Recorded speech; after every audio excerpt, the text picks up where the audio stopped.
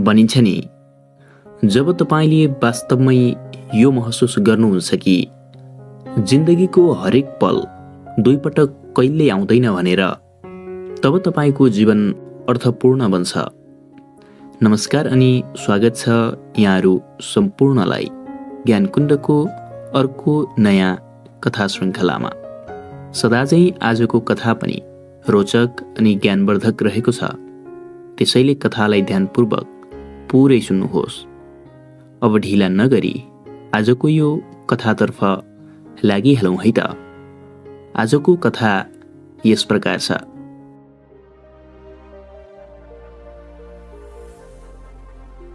धेरै पहिलेको कुरा हो, एकजना महान सन्यासी थिए। त्यो देशको राजा ती सन्यासीदेखि ज्यादै नै प्रभावित थिए। रानी पनि सन्यासीदेखि ज्यादै नै प्रभावित थिइन्। ती सन्यासीको एउटा काठको भिक्षा पात्र थियो, जसमा उनले भिक्षा माग्ने गर्थे। धेरै समयदेखि उनले त्यो काठको भिक्षा पात्र प्रयोगमा ल्याएका थिए। त्यो पनि पुरानो हुँदै गइसकेको थियो। त्यसबाहेक उनीसँग लाउने लुगाफाटो र बस्ने एउटा ढोका नभएको कुटी, त्यही मात्रै थियो उनीसँग। त्यही पनि उनले यो मेरो हो भनेर कहिल्यै भनेका थिएनन्। ती महान सन्यासीलाई त्यो देशको रानीले ज्यादै नै सम्मान गर्थिन्। एक दिनको कुरा हो, त्यही दरबारको रानी, तिनी सन्यासीलाई सम्मान गर्ने ती रानीले सन्यासीलाई आफ्नो दरबारमा बोलाउँछिन्। उनले सन्यासीको लागि भनेर एउटा सुनले बनेको भिक्षापात्र तयार गरेकी रहेछन्, जसमा धेरै नै बुट्टा भरिएको थियो। सुनै सुनले चम्किएको टलक्क टल्किने भिक्षापात्र उनले सन्यासीको लागि तयार गरेर राखेकी थिइन्। निमन्त्रणा पश्चात सन्यासी दरबारमा जान्छन्। गएपछि रानीसँग केही बेर कुरा भएपछि रानीले त्यही भिक्षापात्र, जुन तिनै सन्यासीलाई दिनको लागि भनेर उनले बनाएकी थिइन्, त्यो भिक्षापात्र सन्यासीलाई दिन्छन्। सन्यासी ती रानीले दिएको त्यो भिक्षापात्र उनले सहर्ष रूपमा स्वीकार गर्छन्। रानी एकमनले त छक्क पनि पर्छिन्। सांसारिक मायामोह त्यागेका यी सन्यासीले यो भिक्षापात्र सहज रूपमा लिए। यो भिक्षापात्र सुनले बनेको छ भनेर कतै यिनी मोहित त भएनन्। रानीको मनमा यस्तो प्रश्न खेल्यो। सन्यासीले त्यो सुनले बनेको टलक्क टल्किरहेको भिक्षापात्र आफ्नो हातमा लिन्छन्। लिँदै तिनले ती रानीलाई भन्छन्, महारानी, तपाईले मलाई यो भिक्षापात्र त दिनुभएको छ, तर यो मेरो पुरानो भिक्षापात्र, यो अहिले तपाईले नै राख्नुहोस्। अब मलाई यसको कुनै जरुरत छैन, तर यसलाई कतै नफाल्नुहोस् है। मसँग यो सुनको भिक्षापात्र त छ, तर मलाई अवश्य पनि यो कुरा थाहा छ कि यो धेरै समय टिक्दैन। म जस्तो मानिससँग यो सुनको भिक्षापात्र अरू कसैले देखिस होला त? यो भिक्षापात्र मसँग धेरै बेर रहने छैन, त्यसैले त्यो मेरो पुरानो भिक्षापात्र तपाईले जतन गरेर राखिदिनुहोस् है। म फेरि त्यो भिक्षापात्र माग्न यहाँ आउनेछु। रानीले यस्तो कुरा सुनेपछि उनी झनै दङ्ग परिन्। एकातिर त यो सुनको भिक्षापात्र उनले स्वीकार गरेका छन्, अर्कोतिर त्यो अर्को भिक्षापात्र पनि जतन गरेर राख्नु भनेका छन्। रानीको मनमा यही प्रश्नहरूले खुल्दुली मच्यायो। त्यो दरबारमा एकजना ज्यादै नै ज्ञानी पुरोहित थिए, जसलाई दरबारमा केही पूजाआजा पर्दाखेरिको लागि भनेर राखिएको थियो। ती रानी मनमा यी प्रश्नहरू लिँदै ती सन्यासी त्यहाँबाट गएपछि गएर ती पुरोहितलाई सबै घटना बताउँछिन्। बताएपछि पुरोहितले ती रानीलाई सम्झाउँदै भन्छन्, महारानी, हेर्नुहोस्, तपाईँको मनमा यो प्रश्न उठ्नु एकदमै स्वाभाविक हो, तर तपाईँलाई थाहा छ, ती सन्यासी एकदमै महान सन्यासी हुन्। उनले सुन र ढुङ्गा दुवैलाई बराबर देख्छन्। तपाईँले दिएको सुन होस् या माटो होस् या ढुङ्गा होस् या बालुवा होस्, सबै चिजलाई बराबर देख्छन्। तर उनलाई यो कुरा पहिल्यै थाहा थियो कि उनीसँग त्यो सुनको भिक्षापात्र भएपछि कसै न कसैले त यसमा आँखा लगाइहाल्छ र धेरै समय उनीसँग त्यो रहन पाउँदैन, किनकि कोही चोर आएर पनि त्यो भिक्षापात्र लान सक्छ। उनको मनसाय निश्चित रूपमा यही हुनुपर्छ। त्यसैले त तपाईँले दिएको त्यो सुनको भिक्षापात्र पनि उनले सहजै स्वीकार गरे, किनकि उनलाई केही परवाह नै थिएन, चाहे त्यो सुनकै होस् या हिराकै होस् या माटो या ढुङ्गाकै मात्र किन नहोस्। ती पुरोहित, दरबारका पुरोहितले ती रानीलाई यस्तो कुरा बताए। रानी त झनै छक्क परिन्। उनले के सोच्न भ्याइसकेकी थिइन्, तर पुरोहितले छर्लङ्ग बनाइदिए। ती महान सन्यासीप्रति उनको भाव अझै नै सकारात्मक नै कायम रह्यो। दिनहरू बित्दै गए। अब त ती सन्यासीले रानीको हातबाट त्यो सुनको भिक्षापात्र पाएका थिए। उनी ठाउँ ठाउँमा भिक्षा माग्न जान्थे। मानिसहरू उनको हातमा टलक्क टल्किरहेको बुट्टै बुट्टाले सजिएको त्यो सुनको भिक्षापात्र देखिरहेका हुन्थे। उनीहरू मनमा नै दङ्ग पर्थे।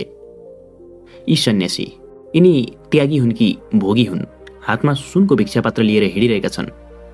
धेरै मानिसहरू ती सन्यासीको आलोचना गर्न थाले, तर ती सन्यासी भने सधैँ चाहिँ मस्त भएर त्यही सुनको भिक्षापात्रमा भिक्षा माग्ने गर्थे। उनले यसरी भिक्षा माग्दै हिँडेको त्यो गाउँमा भएको एकजना खुङखार चोरले पनि देख्छ। सन्यासीको हातमा सुनको भिक्षापात्र। उसलाई खपिसक्नु भएन। अब त कसरी हुन्छ त्यो सुनको भिक्षापात्र हात पार्नु नै पर्यो। उसको अबको केही दिनको लक्ष्य त्यही नै थियो। त्यो चोर ती सन्यासी जता जान्छन् त्यतै हिँड्न थाल्यो। दिउँसोमा अरूको अगाडि त चोर्नु भएन, एकान्तमा एक्लै भेट्याएको बेलामा नै चोर्नु थियो उसलाई। तैपनि उसलाई थाहा थियो यी सन्यासीबाट चोर्न धेरै सजिलो हुन्छ। त्यसैले उसले अरू केही नसोचिकन ती सन्यासीको पिछा गर्दै थियो। सन्यासी भिक्षा मागेर आफ्नो कुटीमा जान्छन्। उनलाई थाहा थियो कि त्यो चोर पनि मेरै पछि पछि लागेर आएको छ भनेर, तर पनि उनले थाहा नपाएको झैँ गरिरहेका थिए। उनी कुटीमा जान्छन्, भिक्षापात्रमा ल्याएको भिक्षा ग्रहण गर्छन्। ग्रहण गरे पश्चात उनी एकैछिन आराम गर्न भनेर पल्टिन्छन्। त्यो चोर पनि ती सन्यासीको पिछा गर्दै गर्दै त्यही कुटी बाहिर पुगिसकेको थियो। कुटीमा ढोका थिएन। सानो झुप्रो कुटीमा सन्यासी भित्र थिए, आराम गरिरहेका थिए। भित्र भएका सन्यासीलाई पनि यो कुरा थाहा थियो कि चोर यहीँ वरिपरि छ। उसले त्यही भिक्षापात्रलाई चियाइरहेको छ। आरामको लागि एकैछिन पल्टिएका ती सन्यासीको मनमा यो कुरा खेल्न थाले। त्यसपछि उनले मनमा नै सोचे, त्यो चोरलाई किन बाहिर कुराइराख्नु बिना सित्तैमा, जसरी पनि यसले यो भिक्षापात्र चोरेर लाने नै हो। अनि उसले चोरेर लाने नै भइसकेपछि उसलाई बाहिर कुराएर कति दुःख दिने, अनि चोर्दाखेरि उसको मनमा कति डर र भय उत्पन्न होला। यस्तो गर्नुभन्दा केही अर्कै काम गर्नु पर्यो भनेर भित्र बसेका उनले त्यो ढोकाबाट बाहिर त्यो भिक्षापात्रलाई फालिदिन्छन्। बाहिर त्यो भिक्षापात्र चियाइरहेको चोर दङ्ग पर्छ। अहो, यी कस्ता सन्यासी! अनि यो सुनको भाँडो! सुनको भाँडोलाई यिनले फालिदिए। म भने यही सुनको भाँडो भनेर यिनको पछि पछि लागेर यहाँसम्म आएको। यिनले त सुनको भाँडो नै फालिदिन्छन्। यिनले आखिरमा यो किन फाले त? म भने यसैको लागि मरिहत्ते गरिरहेको छु। यिनीसँग पक्कै पनि त्यो चिज छ जुन यो सुनको भिक्षापात्र भन्दा पनि मूल्यवान छ। त्यसैले यिनले यो फाल्न सके। मैले पनि त्यही चिज पाउँदा उचित हुन्छ। यिनले फालेको सुनको भिक्षापात्र मैले लिएर किनै ठुलो काम हुने भयो र अब त्यो फालेको भिक्षापात्र उसले लिएर जान उसलाई मन लागेन। त्यसैले ऊ त्यो ढोका नजिकै गयो। ढोकामै गएर ती सन्यासीलाई भन्छ, कृपया म भित्र आउन सक्छु? ती सन्यासी उनले त्यो ढोकामा उभिएको चोरलाई भन्छन्, निश्चित रूपमा आउन सक्छौ। त्यसपछि ऊ एकदमै शान्त र निश्चिन्त भावमा बिस्तारै भित्र जान्छ। भित्र गएपछि उसले सन्यासीको अनुहारमा हेर्छ। सन्यासीले मन्द मुस्कानसहित चम्किलो अनुहारले त्यो चोरलाई हेरिरहेका थिए। त्यो चोरले ती सन्यासीको शान्त स्वभावलाई महसुस गरिरहेको थियो।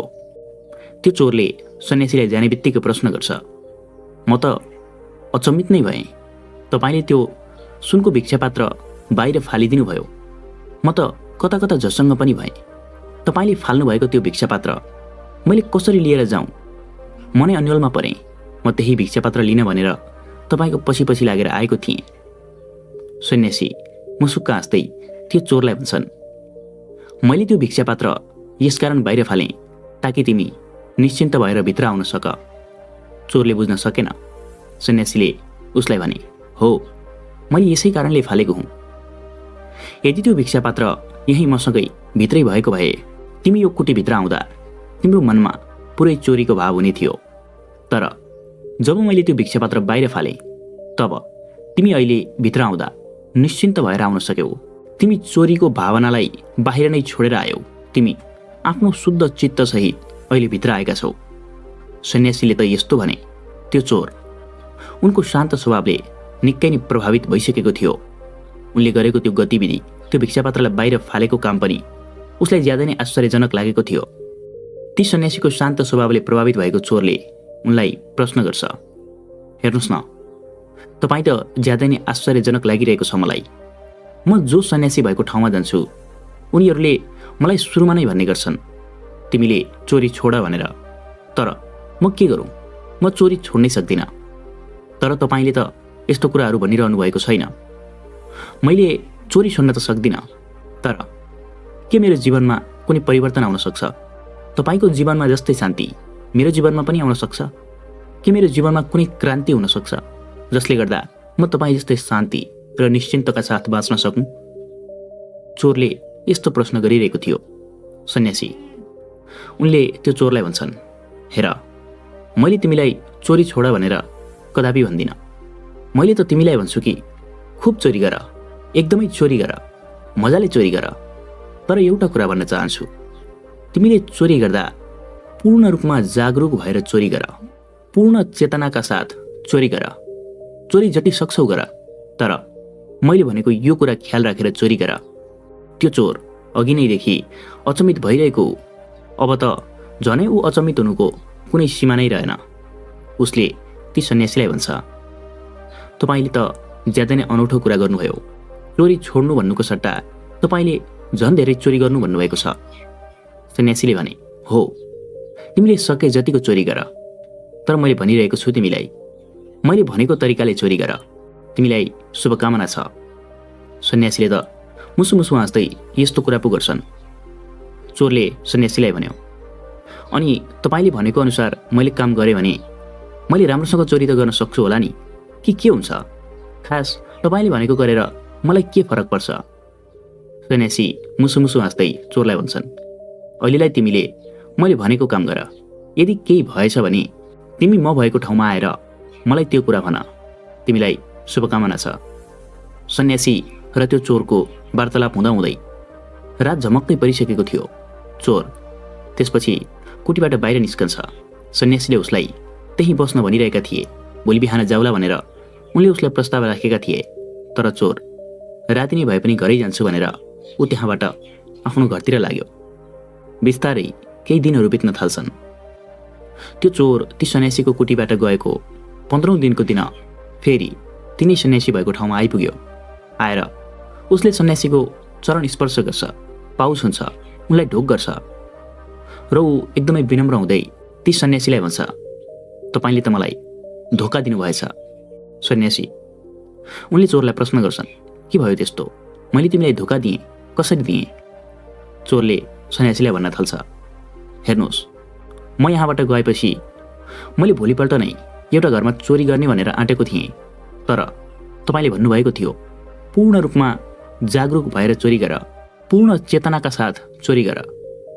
म एकदमै जागृत भएर चोरी गर्न खोजेँ, तर मेरो खुट्टा अगाडि बढ्नै सकेन।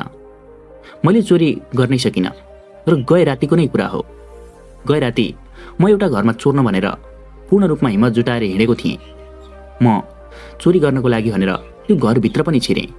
सबै मानिसहरू सुतेका थिए, कोही पनि बिउजेको थिएन। तर मलाई अचानक थाहा भयो कि म नै पूर्ण रूपमा जागिरहेको छु। सबै मानिसहरू सुतिरहेका थिए, तर म जागिरहेको थिएँ। म एकदमै पूर्ण चेतनाका साथ जागिरहेको थिएँ। म जागिरहँदा, म झल्यास्स हुँदा मैले थाहा पाएँ मेरो अगाडि एउटा पैसाको थैलो थियो। त्यो थैलोलाई मैले हेरेँ, मनमा नै सोचेँ, यति बेर कहाँ सुतेको थिएँ म, कहाँ हराएको थिएँ म? त्यो थैलो अगाडि भएपछि नै झल्यास्स भएको थिएँ। र जब म झल्यास्स भएँ तब मैले त्यो थैलो त्यहीँ छोडेर आएँ। म त्यहीँ छोडेर आएँ र त्यस बखतदेखि नै मैले जिन्दगीमा कहिले पनि चोरी नगर्ने सङ्कल्प लिएँ। मैले सधैँ सोच्ने गर्थेँ, म रातिको समयमा चोरी गर्न जाँदा अरू सुतेको बेलामा मैले चोरी गरिराखेको छु भनेर। तर वास्तवमा त म आफू सुतेको हुँदो रहेछु र अचेत भएर चोरी गरेको हुँदो रहेछु। तपाईँले भने जस्तै त्यो रात पूर्ण रूपमा जागेर चोरी गर्नाले मैले जे पाएँ त्यो चिज मैले यत्रो समय अचेत अवस्थामा खोजिरहेको रहेछु। त्यो रात मलाई थाहा भयो र मैले जाने यो गर्नु मेरो वास्तविक स्वभावभन्दा धेरै परको कुरा हो। यो गर्नु मेरो वास्तविक स्वभाव हुँदै होइन भनेर। त्यो चोरले यस्तो कुरा गरेपछि महात्माले त्यो चोरलाई भन्छन्, हेर, मानिसको स्वाभाविक स्थिति प्रेम, करुणा, शान्त, पवित्र, निश्चिन्तता र सकारात्मकता हो। तर अधिकांश मानिस ऊ वरिपरिका वातावरणले ऊभित्र पारेको प्रभावको कारणले गर्दा ऊ आफ्नो वास्तविक स्वभावबाट धेरै टाढा रहन पुगेको हुन्छ। ऊ बेहोस भएर सबै क्रियाकलापहरू गरिरहेको हुन्छ। तर जो मानिसले एकान्तमा बसेर आफूले आफूलाई निहाल्छ र वास्तवमै जागृत भएर आफ्नो जीवनलाई हेर्छ, वास्तवमै जागृत भएर हरेक क्रियाकलापहरू गर्छ, त्यो मानिसमा मानवको वास्तविक स्वभाव स्वतः स्फूर्त देखिन थाल्छ। र जसले यी स्वभाव सँगसँगै आफ्नो आत्मसमीक्षा गर्छ, आफूले गर्ने क्रियाकलापहरूको मूल्याङ्कन गर्छ, समीक्षा गर्छ, जसरी त्यो एउटा पसलमा काम गर्ने गरिब केटाले गरेको थियो, त्यसरी नै जसले आफ्नो कामको समीक्षा गर्छ र हिजोभन्दा आज सुध्रिँदै जाने प्रयत्न गर्छ, उसले नै जीवनमा जीवन्त भएर बाँच्न सक्छ। चोर महात्माका कुराहरू उसको मनभित्रै बसे। उसले ज्यादै नै ध्यानपूर्वक भित्री मनदेखि उनका कुराहरूलाई ग्रहण गर्यो। तर ती सन्यासीले त्यो पसलमा काम गर्ने एउटा केटा भनेर केही बेर अगाडि नै भनेका थिए। उसको बारेमा त्यो चोरलाई जान्ने इच्छा भयो। चोरले सोही अनुरूप प्रश्न गर्यो, गुरु, त्यो एउटा पसलमा काम गर्ने केटा भन्नुभएको थियो नि, अनि आत्मसमीक्षा आफ्नो कामको समीक्षा भन्नुभएको थियो नि, त्यो तपाईँले के भन्न खोज्नुभएको? मैले बुझिनँ नि। बिहानै आएको त्यो चोर महात्माको पाउ छोएर नम्र भएर महात्मालाई आफ्नो अनुभवहरू सुनाएको त्यो चोर, महात्माद्वारा धेरै राम्रो बाणीहरू सुनेको त्यो चोर, उसलाई ती सन्यासीले त्यो गरिब केटाको प्रसङ्ग, जसले एउटा पसलमा काम गर्थ्यो, उसको प्रसङ्ग सुनाउने विचार गरे। तर त्योभन्दा अगाडि उनले त्यो चोरलाई एउटा शान्त नदीको किनारमा लिएर जान्छन्। शान्त खोलाको किनारमा हरियाली रुखहरू थिए। शीतल हावा चलिरहेको वातावरणमा ती सन्यासीले त्यो चोरलाई भन्न थाल्छन्। उनी भन्छन्, धेरै समय अगाडिको कुरा हो, एउटा एकदमै विकट गाउँ, ज्यादै नै अशिक्षित गाउँ थियो। त्यहाँका हरेक नागरिकहरू ज्यादै नै गरिब थिए। खाना लाउन पनि उनीहरूलाई ज्यादै गाह्रो थियो। शिक्षाको कुरा त परै जाओस्। त्यो गाउँमा एउटा परिवारमा एउटा सानो केटो थियो। उस सानैदेखि ज्यादै नै चलाक थियो। तर उसले विद्यालयमा गएर कहिले पढ्न भने पाएको थिएन। सानैदेखि उसले काम गर्न थाल्यो। पढ्यो भने कहाँ पैसा आउँछ, काम गरे त अहिले नै पैसा आउँछ नि भन्ने उनीहरूको सामाजिक मान्यता थियो। सोही अनुरूप त्यो केटाले सानै उमेरदेखि पैसामा काम गर्न थाल्यो। ऊ बिस्तारै हुर्कँदै बढ्दै गयो। त्यो केटो भने ज्यादै चलाक थियो, ज्यादै बाठो थियो। उसले आफूले आफूलाई अझै सुधार्दै जाने हरदम प्रयत्न गरिरहन्थ्यो। त्यो केटाको त्यस्तो प्रकृतिले उसलाई हरेक काम छिटो छिटो सिक्नको लागि मद्दत पुर्याएको थियो। उसले एकदमै छिटो कुनै कामहरू सिक्न सक्थ्यो। यसरी ऊ धेरै काममा माहिर बनेको थियो। एक दिनको कुरा हो, ऊ अझै धेरै पैसा कमाउनको लागि भनेर आफ्नो गाउँभन्दा बाहिर एउटा ठुलो सहरमा जान्छ। सहरमा धेरै मानिसहरूको घुइँचो थियो। त्यो केटालाई त्यो सहरभन्दा आफ्नै गाउँ प्यारो लाग्यो। तर ऊ कर्म गर्नु भनेर त्यहाँ गएको थियो। अझै धेरै पैसा कमाउने अभिलाषा बोकेर सहर छिरेको थियो। उसले धेरै समय लगाएर काम खोज्यो। अन्ततः उसले आफूले जानेको काम एउटा पसलमा पाउँछ। ऊ एकदमै खुसी भयो। उसले काम गर्ने त्यो पसलमा एकजना उसको साहुनी थिइन्। ती साहुनी र त्यो केटा, ती दुवैजना भएर अब त्यो पसल चलाउनेवाला थिए। त्यो केटाले ज्यादै नै मेहनत गरेर काम गर्न थाल्यो। पसलकी साहुनी उदेखि ज्यादै खुसी थिइन्। उसको काम देखेर प्रसन्न थिइन्। उसले त्यो पसलमा ज्यादै राम्रो ढङ्गले काम गरिरहेको थियो। तर उसलाई यो कुराको भने केही पनि अन्दाजा थिएन कि उसले काम चाहिँ कस्तो गरिरहेको छ त, उसको काममा कतिको दक्षता हासिल भएको छ। उसलाई यो कुरा भने थाहा भइरहेको थिएन। त्यो केटालाई एक दिन एउटा सोच चल्छ। त्यो केटा एउटा अर्कै पसलमा गएर त्यो पसलको मालिकबाट स्वीकृति लिएर त्यो पसलको टेलिफोन थिच्न थाल्छ। कसैलाई उसले फोन गरेको थियो। फोन गरेपछि फोनमा अर्को तर्फबाट एकजना महिला बोल्छिन्। उसले ती महिलालाई भन्छ, सुन्नुहोस् त, तपाईँको पसलमा कामदार चाहिएको रहेछ नि, मैले त्यही भएर फोन गरेको। ती महिलाले उताबाट भन्छन्, होइन, मलाई कामदार चाहिएको छैन। त्यो केटाले भन्छ, तपाईँलाई चाहिएको थियो रे नि, अहिले तपाईँले पाइसक्नुभयो? ती महिलाले भनिन्, हो, मैले कामदार पाइसकेँ।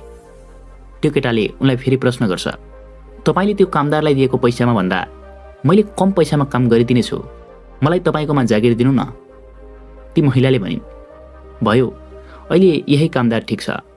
त्यो केटाले फेरि ती महिलालाई प्रश्न गर्छ, मैले त्यो कामदारको भन्दा कम पैसामा काम गरिदिन्छु, मैले अझै राम्रोसँग काम गर्छु। त्यो कामदारले भन्दा मैले काम गरेको देख्नुभयो भने तपाईँ छक्क पर्नुहुनेछ। अनि मैले उसले भन्दा पनि धेरै समय काम गरौँला, मलाई राख्नुहोस् न तपाईँको पसलमा। ती महिलाले उताबाट जवाफ दिन्छन्, तिमीले भनेको कुरा ठिकै हो, तर अहिले मेरो पसलमा काम गर्ने कामदारले एकदमै राम्रोसँग काम गर्छ, त्यसैले मलाई अहिले अरू कामदारको जरुरत छैन। यदि जरुरी पर्यो भने मैले तपाईँलाई बताउँला नि। उताबाट ती महिलाले यस्तो भनिन्। त्यो केटाले टेलिफोन राख्छ। यतिन्जेलसम्म त्यो केटाले त्यसरी फोन गरिरहँदा त्यो पसलको मालिकले पनि देखिरहेको थियो आखिर यो केटाले कसलाई फोन गरिरहेको छ त भनेर। त्यसैले त्यो पसले त्यही केटाको नजिकै गएर उसले केटालाई प्रश्न गर्छ, तिमीले कसलाई फोन गरिरहेका थियौ?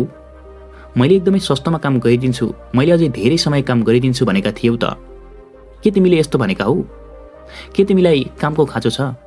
जागिरको खाँचो छ भने तिमीले मेरै पसलमा काम गर। मेरो पसलमा पनि मलाई एकजना कामदार चाहिएको छ। तिमीले टेलिफोनमा ती महिलासँग भने अनुरूप मेरो पसलमा काम गर्यौ भने त मैले तिमीलाई राम्रै तलब दिनेछु। त्यो पसलेले त्यो केटालाई यस्तो भन्छ। केटाले मुसु मुसु हाँस्दै ती पसलेलाई जवाफ दिन्छ, होइन हजुर, पर्दैन। म त तिनै महिलाकोमा काम गर्ने कामदार हुँ। मैले त तपाईँको पसलमा आएर तपाईँको टेलिफोनबाट ती महिलालाई फोन गरेर आफूले कस्तो काम गरिरहेको छु त, मैले गरेको काम राम्रो भइरहेको छ कि छैन त भनेर आफ्नै मूल्याङ्कन मात्र गर्न खोजेको हुँ। त्यो केटाले त्यो पसलेलाई यस्तो कुरा भन्छ। पसले छक्क पर्छ। केटा भने फेरि मुसु मुसु हाँस्दै फुरुङ्ग पर्दै त्यही आफूले काम गर्ने पसलतिर दौडन्छ। सन्यासीले त्यो चोरलाई यस्तो भने। चोरले उनको कुरा बुझिरहेको थियो। सन्यासीले चोरलाई भने, तिमीले बुझिरहेका छौ भन्ने मलाई आशा छ। मैले तिमीलाई यसकारण आफूले गर्ने हरेक कामको समीक्षा गर्नुपर्छ भनेको थिएँ, ताकि तिमी पहिलाभन्दा अझै सुध्रिएर आफ्नो काममा दत्तचित्त भएर लागिपर। मैले यसैको लागि भनेको थिएँ। त्यो केटाले जस्तै तिमीले पनि आफू जागृत भएर गरेको हरेक कामको समीक्षा गर्नु एकदमै जरुरी हुन्छ। यो काम हरेक मानिसले गर्नु अति आवश्यक छ, जसले गर्दा नै उनीहरू पहिलाभन्दा अझै राम्रो स्थितिमा पुग्न सक्छन्, जसले गर्दा नै उनीहरूले खोजेको र चाहेको भविष्य उनीहरूले पाउन सक्छन्। त्यो कलकल बगिरहेको खोलाको किनारमा सन्यासीले त्यो चोरलाई यी कुराहरू भनिरहेका थिए। चोरले उनका कुराहरू गहिरिएर सुनिरहेको थियो। सन्यासीले फेरि भन्छन्, त्यसैले तिमी पूर्ण रूपमा जागरुक भएर काम गर। तिमी अचेत होइन, पूर्ण रूपमा चेतनशील भएर काम गर। आफ्नो कामको समीक्षा गर, आत्मसमीक्षा गर। तिमी कहिले पनि जिन्दगीमा अन्धो भएर नबाँच। तिमी पूर्ण रूपमा जागेर बाँच।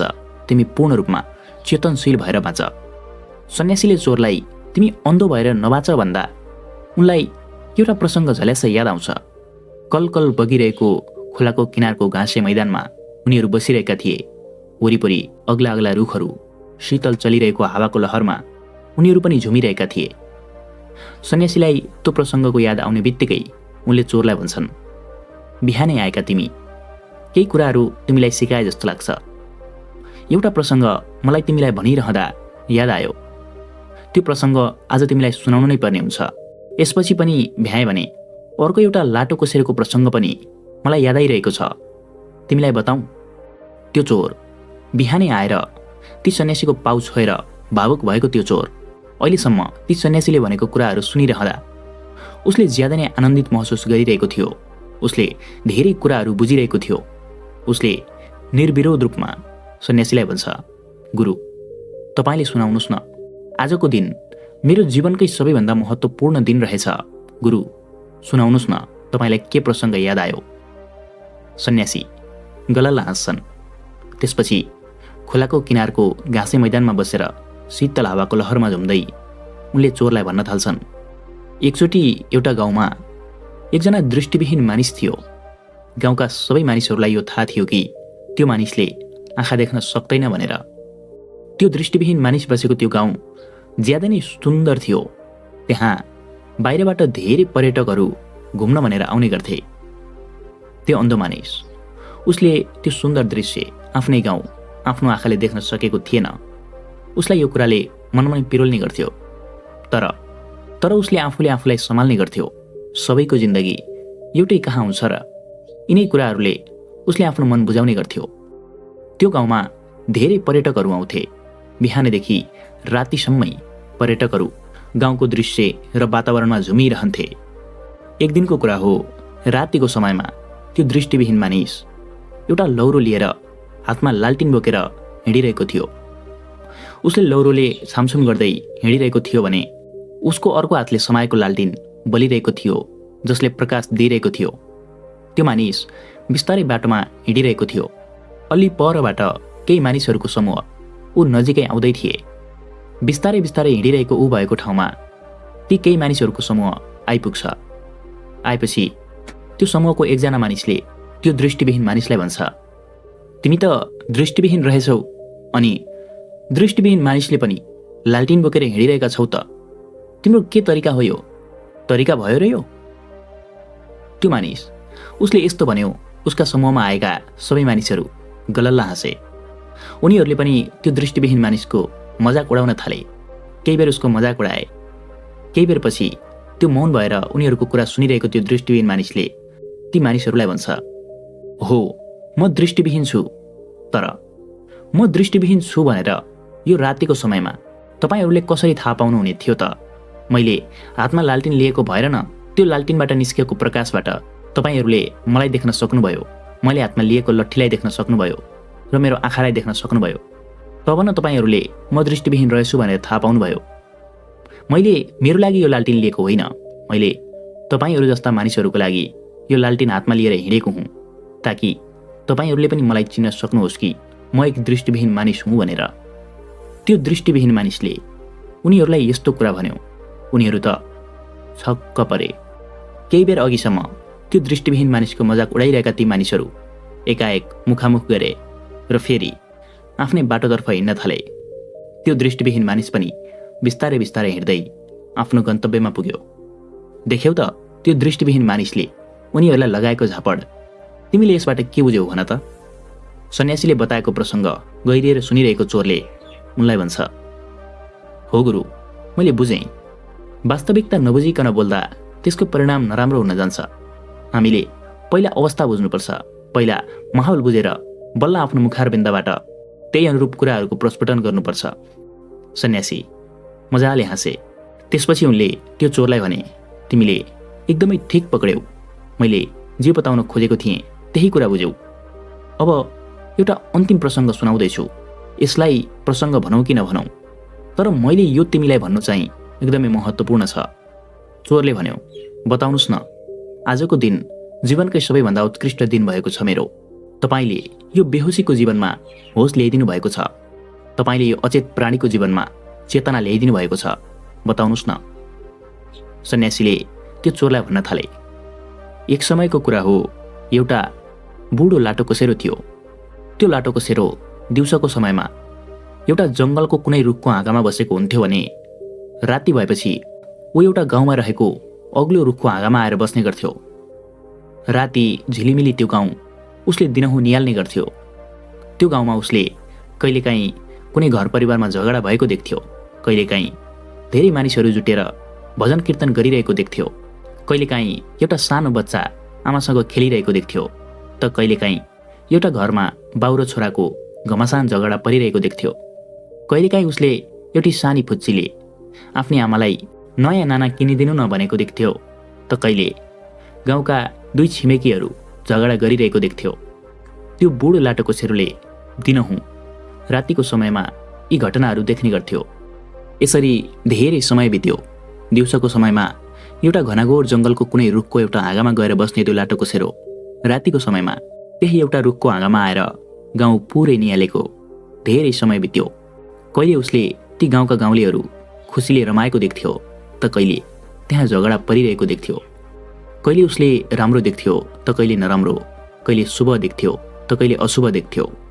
जे देख्थ्यो उसले हेरि नै रहन्थ्यो। समय बित्दै जाँदा त्यो बुढो लाटोकोसेरो पहिलेभन्दा धेरै गुणा ज्ञानी भयो। केवल हेरिरहन्थ्यो, उसले अवलोकन गरिरहन्थ्यो। बुढो लाटोकोसेरो एक दिन यो संसारबाट बिदा हुन्छ र कहिल्यै नदेखेको, कहिल्यै अवलोकन नगरेको, कहिल्यै अनुभव नगरेको मृत्युको पनि अनुभव गर्छ। सन्यासी यस्तो भन्दै गम्भीर हुन्छन्। त्यसपछि उनले त्यो चोरलाई भन्छन्, त्यो बुढो लाटोको सेरो। उसले जसरी त्यो गाउँका क्रियाकलापहरूलाई अवलोकन गर्यो, हेर्यो, त्यसरी नै मैले तिमीलाई भनिसकेँ, आफ्ना कामहरूको समीक्षा गर्ने, आफ्नो जीवन अवलोकन गर। जसले अवलोकन गर्छ त्यो मानिस नै ज्ञानी र बुद्धिजीवी बन्छ। त्यो बुढो लाटोको सेरो, त्यो मर्यो। मृत्युको अनुभव हामीले पनि गर्नु नै छ, तर हामी मृत्युभन्दा अगाडि आफ्नो चेतनाको स्तर कहाँसम्म लैजान्छौँ भन्ने कुराले धेरै फरक पार्छ। तिमी केही दिन अगाडिसम्म त चोरी कार्यमा लागेका थियौ, तर अब तिमीले पनि केही कुराहरू बुझेका छौ, जसकारण तिमीले सत्मार्गमा हिँड्ने सङ्कल्प लिएका छौ। यो ज्यादै नै शुभ कुरा हो। तिमीले यसलाई अझै अगाडिसम्म लिएर जानु तिमीलाई शुभकामना छ। यति भनेर ती सन्यासी मौन हुन्छन्। छेउमा खोला बगिरहेको थियो। खोलाको किनारको घाँसे मैदानमा बसेर कुराहरू सुनिरहेको त्यो चोरले आज जीवनको एउटा महत्त्वपूर्ण पाठ सिकेको थियो। केही समय अघिसम्म एउटा खुङ्खार चोर भएको अहिले ती एकजना सन्यासीले गर्दा उसको पुरै जीवन र जीवनलाई हेर्ने दृष्टिकोण बदलिन पुगेको थियो। मौन भएका सन्यासीलाई उसले हृदयदेखि नै धन्यवाद व्यक्त गर्यो। सन्यासीलाई धन्यवाद दिइसकेपछि जीवनलाई हेर्ने पुरै दृष्टिकोण नै परिवर्तन भएको हो।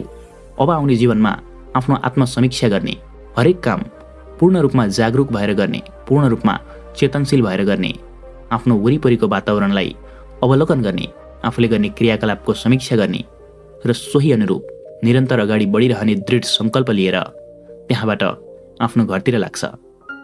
यसरी यो कथा यहीँ सकिन्छ। कथाभित्र कथा रहेको यो कथा यहाँलाई कस्तो लाग्यो? ती सन्यासीले त्यो चोरलाई सिकाएका पाठहरू हाम्रो जीवनमा पनि उत्तिकै सान्दर्भिक छन्। हामीले पनि ती कुराहरूको अनुसरण गर्न सक्यौँ भने हाम्रो जीवन पनि अर्थपूर्ण बन्छ। आजको यो कथा यहाँलाई कस्तो लाग्यो?